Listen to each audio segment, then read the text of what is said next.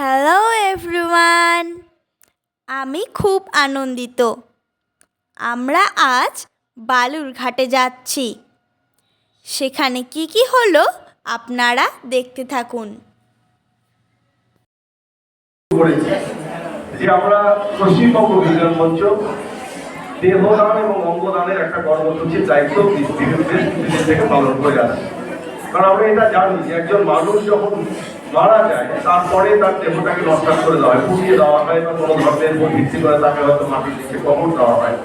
কিন্তু সেই দেহটাকে যদি আমরা চিকিৎসা বিজ্ঞানের কাজে বা মানুষের উপকারের কাজে লাগাতে পারি, সেটা কিন্তু অনেক বেশি কার্যকর। এইটা আমাদের সংগঠন পশ্চিমবঙ্গ বিজ্ঞান মঞ্চ মনে করেছে।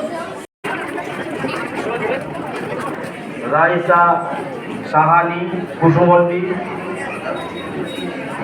পুরস্কারটা তুলে নেবেন দিওর পানাউল্লাহ হাই স্কুলের শিক্ষক মাননীয় শ্রী বিশ্বজিৎ প্রামাণিক মহাশয়।